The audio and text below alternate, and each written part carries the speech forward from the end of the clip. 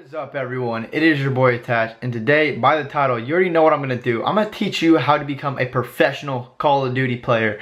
After you watch this video, and if you follow all these steps the right way, you do everything, literally everything I say, you will be a professional Call of Duty player within the year. So if you just take this video seriously and apply everything that I do say to your gameplay, to your knowledge and experience playing Call of Duty, you will easily become a professional player. Okay, obviously, not every single one of you is going to be a professional Call of Duty player because there's only double-digit professional players right now. There's not triple digits, and I'm sure a few thousand of you will watch this video, and the sad reality is not all of you are professional Call of Duty players. But the good part is maybe I can help and kind of guide you, not really guide you, but kind of help you, give you a little head start, guide you in a sense to help you become a Call of Duty player if you do want to play Call of Duty professionally, or if you're just chilling, don't want to play professionally, you can have some tips too. Maybe tell a friend that wants to, or you can just keep watching my videos and chilling and keep commenting and being the homie. So one of the biggest things nowadays about becoming a professional player, I guess this is tip one, is not really taught. You can't really teach this. It's the people that you see coming up nowadays,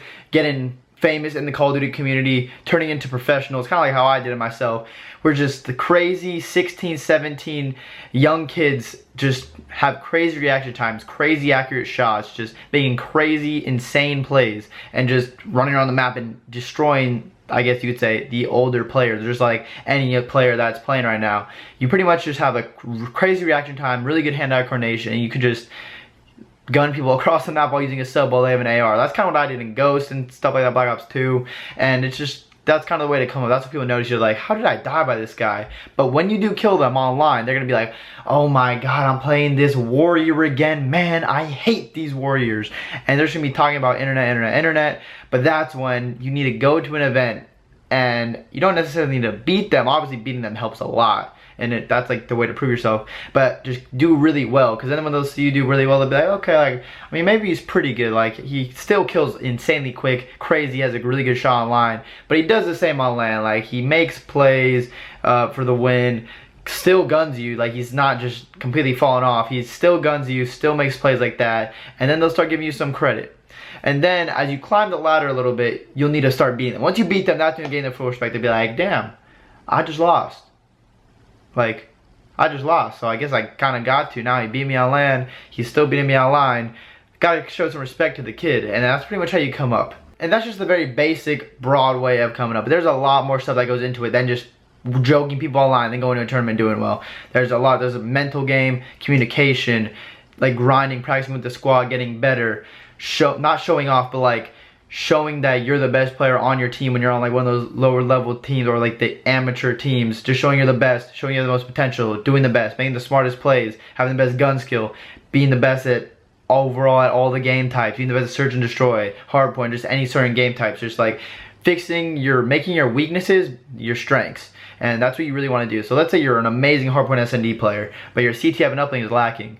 You can take some time, keep practicing, but you can take some time off practicing hardpoint and SND, then really focus on bringing your uplink and CTF up to par and up to the level that you want it to be at, the best it can be. So you really want to just make yourself an overall good player, so it's not when you're playing with this guy, you're like, oh, we're playing hardpoint with this guy, so okay, that's easy, win. But when we get to the CTF and uplinks, it's oh, that's kind of sketchy. We do not know how that's going to play out. This person can either just do average or completely shit the bed in the CTF and uplink. So you don't want to be one of those players. You want to be someone that people can rely on. They can be like, alright, well, it's hardpoint, it's SND, okay, that's good, we got that, but also CTF and link, we still got this. We still are very confident going into this series, going into this match, going into these matches, and just we're confident winning the series. But it's just better to be an overall good player and be able to have your teammates rely on you in certain situations and certain game types that have the trust in you. Because when your teammates have trust in you, it's just that everything works that much easier, that much smoother, and having teammate trust is just something that you can get over time with practicing, or just kind of happens naturally after playing together for a long time, and just because you know how each other play, and just the certain plays they're gonna make and what plays to expect out of them, and that's just a really big part of being a good teammate. And then also, when you are young, coming up, shitting on kids online, do not grow a super big ego, or that will hurt you a lot. Make sure you are also listening to constructive criticism. That also helps as well. Don't just think you know it all, because when you're at that stage, you definitely do not know it all about all variant. Listen to some of the older people that you are playing with, playing against. If you're watching any streams, watch them streams. See how certain players play. See what they say. See what they do consistently on certain rotations, or if they wrap back, they OE on CTF, what they do in clutch situations in SND. But clutch situations in SND are kind of tricky. You can play those anyway. There's no real right way to play them. It's just play them how you are comfortable playing them, and be confident. Don't just like be scared. Be confident, make plays, and just do you. And that just comes down to like, I don't even know what that is, situational play. That's like a little bit of smart strategy timing, but I feel like it just has like some natural stuff. Like there's people who are just naturally good at it.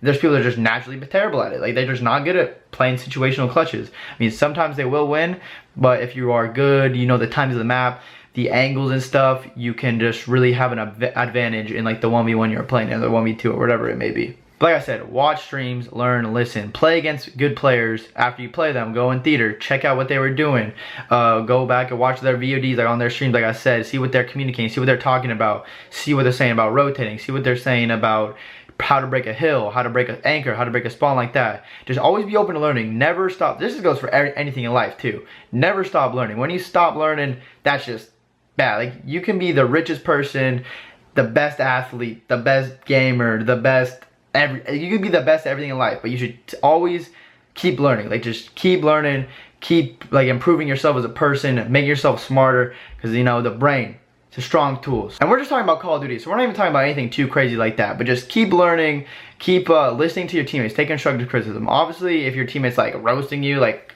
throwing personal shots, be like, all right, bro, you gotta chill.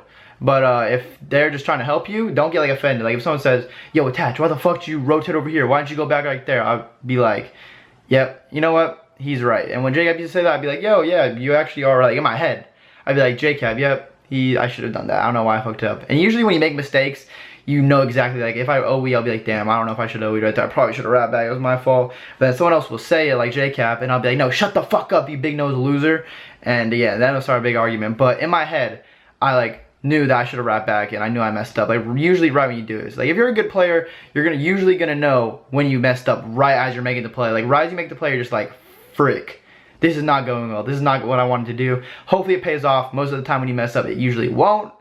Or it could hurt your team, could hurt your team, the other team get a flag cap, but usually it's gonna hurt your team when you do mess up like that. And another big thing is communication. Communication is huge because you need to communicate where people are gonna go. If you and your teammate are in a 2v1, how you're gonna pinch the guy in, how someone's gonna bait for you, you're gonna trade, how you're gonna throw a smoke on the hill, they'll throw a stun, then you'll throw a nade on the hill to like stun nade them and smoke out the area or something, how you're gonna smoke front grandmas or smoke out of tin and then push out of it like that. If you're gonna specialist like camo out of tin, if you're gonna use kinetic in a certain situation, you're gonna heat wave, you just wanna communicate like that. Especially small talking is so important. I cannot stress enough how important small talking is. It's just literally everything. Like, okay, yo, I'll slide out, cover me, or there's something like that. Just like, okay, I'm throwing a stun, then I'm going, and then you throw the stun, then you go. The other person, you may die or get the kill. Other person trades the kill, like stuff like that. Communication is just such a big part of being a good teammate and being a professional player. There's some professionals that still don't have like amazing communication, but other aspects in the gameplay make up for it. But if you're just overall communicate well, have a good gun skill, make smart plays, like you'll definitely be able to get on those top teams like that. So make sure you work on your communication. It's hard for everyone when they first start, because when you're playing Call of Duty, you're usually just like chilling back, playing, and then you're like, okay, well, got that guy, killed that guy. But when you're like really trying to help your teammates, you gotta be like, okay, I'm rotating around here, I'm gonna kill this guy, I'm gonna run back, kill that guy, break the spawn, you can push the spawn, throw a smoke. Like you just have to communicate a lot. So when you're team scrimming, practicing team scrimming, practicing tournaments, just practice your communication along with the other teammates. And it's better to just grind 6 hours a day and get good practice and get real productive practice than it is to grind 15 hours a day and get no productive practice and just not really practice anything and not really improve on any of your weaknesses or any of your certain game types or something like that. So make sure you're practicing smart and put in a few hours of hard work instead of playing a lot of hours and just doing average work, because you're just not going to improve that way. And another huge part of this thing is that, which it sucks, I know, it's awful. You don't want to spend money on these, but you have to. Every professional player has went through this. You need to buy a monitor, 1ms response time to help you see people quicker, give you the advantage over people. In Black Ops 2, when I did not have a monitor, I was like, not a joke online. Like I would still joke people at certain times, but I was not anything special. I got a BenQ monitor, bro, I turned into like the biggest joke, and then that carried on to go. So I was just joking people like crazy. And then a scuff controller pretty much has the paddles on the back. I'm sure most of you guys know. I'm gonna show you guys either way. The scuff controller has these paddles on the back, so you can hit this paddle instead of having to like take your finger off this. You can just, to hit that, you just hit this, keep your finger on this, and just keep hitting this jump. And then also this paddle is like to knife if you play tactical. Instead of having to go like reach over here and go like that, you can just keep your fingers on the thing, and then you can still play and keep your fingers on analogs to aim, shoot, throw, all that stuff. So a scuff helps a lot, unless you can play claw. I used to play claw for a little bit before I was able to get a scuff, and then I'm just like, it started hurting my fingers. So I'm like, I'll just pay 150 bucks, get a scuff, and do that. But you can also use code ATTACH for 10% off. Little shameless plug right there. Or wait, is it 10 or 5? I don't even know. Just go use code ATTACH if you do buy any scuff products. And then you're gonna need a headset as well. That's monitor, scuff or claw, or headset. A headset so you can sound whore, talk to your teammates. It's pretty clear, and then you could like hear everything around the map. Trust me, those help so much if you don't have one. I'm sure most of you already do. But if you do not, trust me, get a headset. Those are the 3 things you need to become a professional player. Like, sadly, you have to spend money. I know. Spending money sucks, especially when you don't have a lot of it. But that's why you gotta work your way up, get your money up, and then you can afford those, and then your career will just skyrocket. It will just take off, bro. It will be insane. So make sure you guys get those 3 things.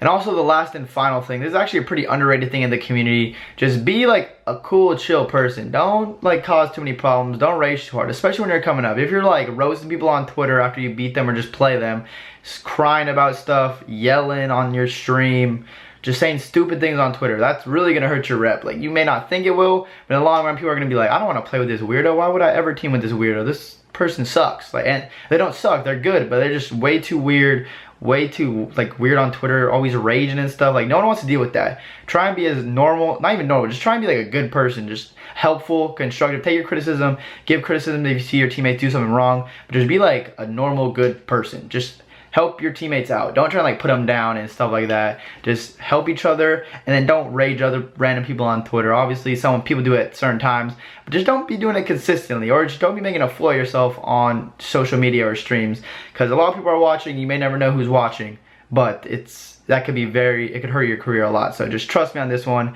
Just try and be as helpful to your teammates as you can. Don't cause too many problems within the community. And just be nice to everyone. And this goes for all aspects in life. Just don't purposely burn bridges. Don't just start roasting random people, because let's say that person becomes your boss one day, or you're trying to get a job somewhere, that person's your boss. You're gonna be like, well, probably should not have said all those things I said when I was 15, 16 years old. Granted, they probably will not remember that. But still, it's just bad to burn bridges within the community and just with everyone, random people in your life. And one more thing I want to talk about is how you get noticed. Pretty much, like I said in the beginning of the video, but just joke people online, go to local LANs, go to big LAN events, and do well. Beat other teams when you get a good enough team to do that, and then you will get the recognition you deserve. Trust me, you just gotta prove yourself. It's very hard to prove yourself in the community, but you can do it if you keep doing well, work hard, and keep being consistent in your gameplay. That's gonna wrap it up from the video. I give you guys like 5, 6, 7, 8 tips. Hopefully they do help. Hopefully they kind of guide you in the right path. If you take them seriously and just try and do all the things I say, granted you're not all gonna become professionals, or then we have like thousands of professional Call of Duty players, but you would definitely improve your gameplay if you take these tips serious and help your teammates and just help yourself make your weak areas your strong areas, and just follow these tips, and hopefully they do help. Like I said, thank you guys all for watching the video, and as always, my name's ATTACH, and I'm out. Peace.